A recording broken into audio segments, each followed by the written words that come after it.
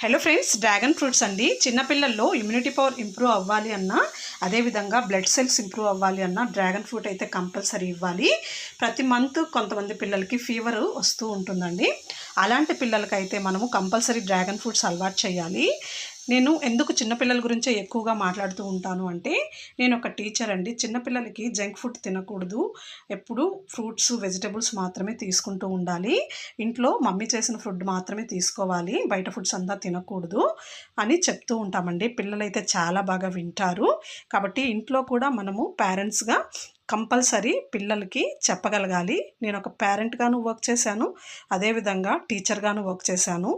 2 రూల్స్ని నేను ప్లే చేశానండి నా లైఫ్లో.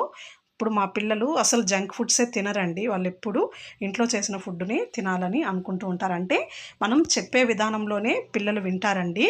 దాన్ని మనము కంపల్సరీ పిల్లలకి ఎక్స్ప్లెనేషన్ ఇచ్చి చెప్పాలండి. అప్పుడే పిల్లలు వింటారు. కావాలంటే మీరు ట్రై చేయండి.